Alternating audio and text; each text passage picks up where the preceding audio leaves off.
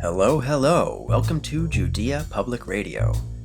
Obviously, this is where I answer questions and make corrections and fun facts, and it's time to do that for the Herodian period.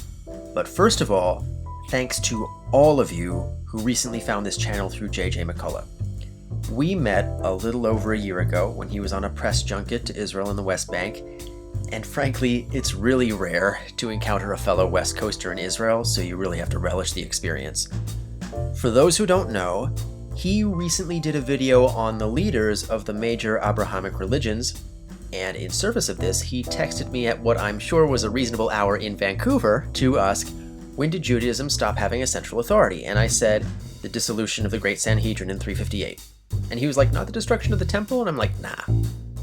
He was then kind enough to give a shout out to my channel, and that's why the stats on these videos have suddenly jumped. So thank you, JJ, but now it is time for corrections and fun facts.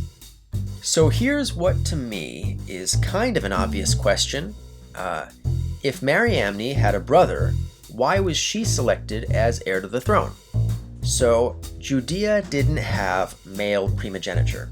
In fact, it didn't have any rules for the royal succession, which is why Alexandra was able to become queen during the short-lived Jewish Empire. During the Pompeian occupation, there were two goals for the royal succession.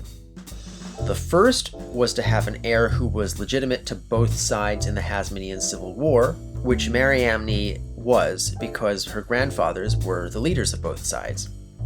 And she was also born first in her family, so the issue was solved with her, and her brother came after.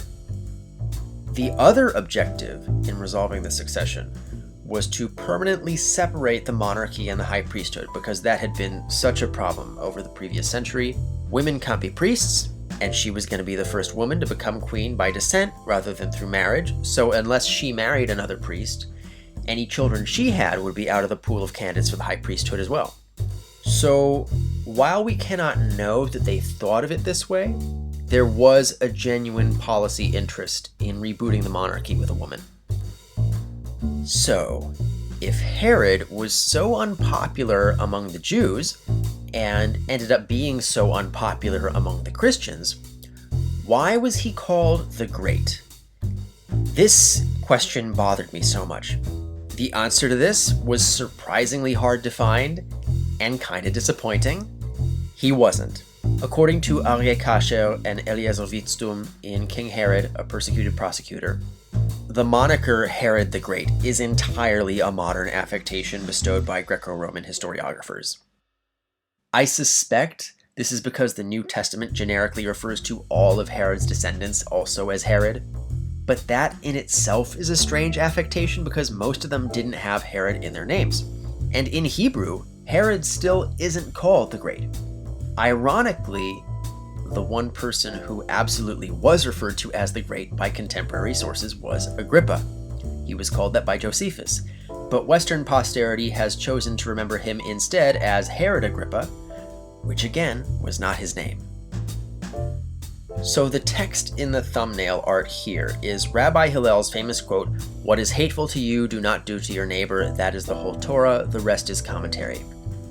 Now, on the very slim chance that you, for some strange reason, don't speak Hebrew, but still watch my videos with Hebrew subtitles, may be wondering why the version of that quote in the thumbnail art looks different from the version in the subtitles.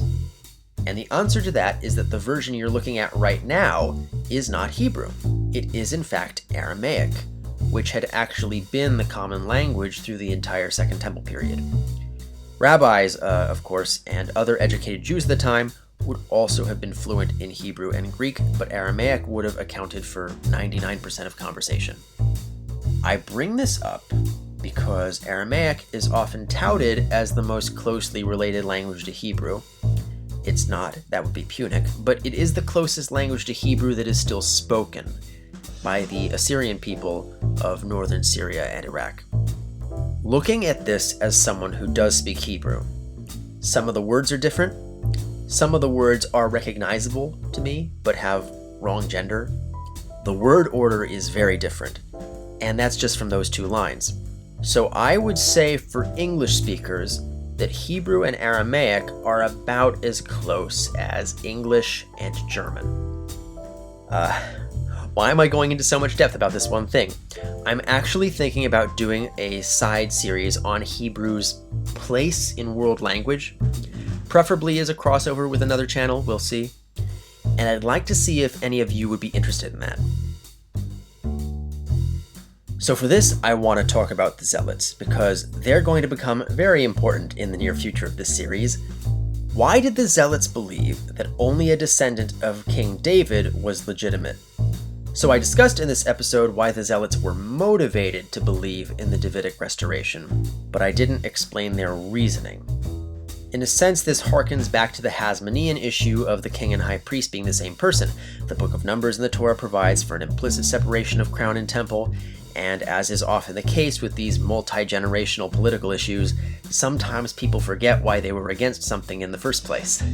So in the Bible, in fact, the very same verse in Deuteronomy that King Agrippa read in the temple on Sukkot and broke down crying, it says, "You shall set a king over you, one whom the Lord your God chooses from among your brothers."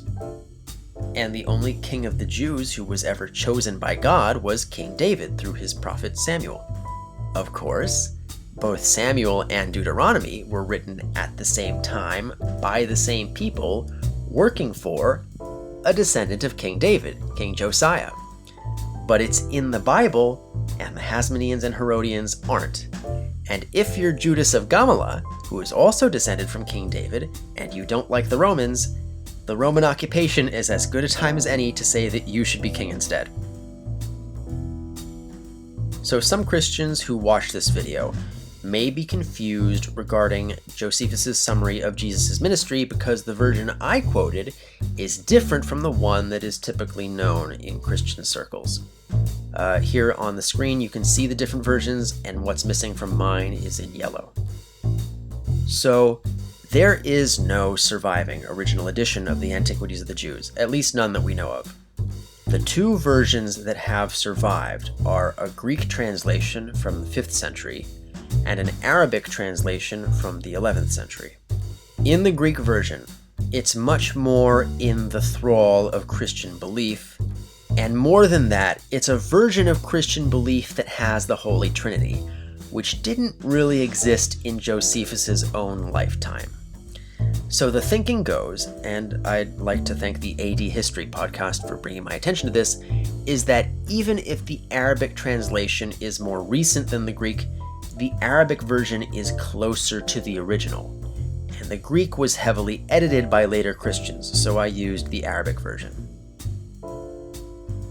So who else has been watching I, Claudius? I'm sure some of you have been following along with the iPodius podcast. I certainly have, so I was really happy to find out that not only is Agrippa a major recurring character on the show, but he is like the coolest character on the show. For those who have not watched, Agrippa is played by James Faulkner, and one of the hosts of iPodius, I think the one who isn't John Hodgman, called him the Lando Calrissian of the show. He is smooth, he's charming, he's the only person who is consistently nice to Claudius when everyone else judges him for his disability. He's the only character who can be openly critical of Roman society as a whole. Check it out. It's on a bunch of streaming services, even here on YouTube. And the production quality on the show is non-existent. It's a British TV show from the 70s, but you will not be able to look away. This was an international phenomenon in its time. It was hugely influential. You'll understand why. And that's the Herodian period. Stay tuned in the coming months because we are finally getting into something that we all knew was coming, the Jewish War. As always, special thanks to my patrons, including Gaunit level patron Vicky Nelson.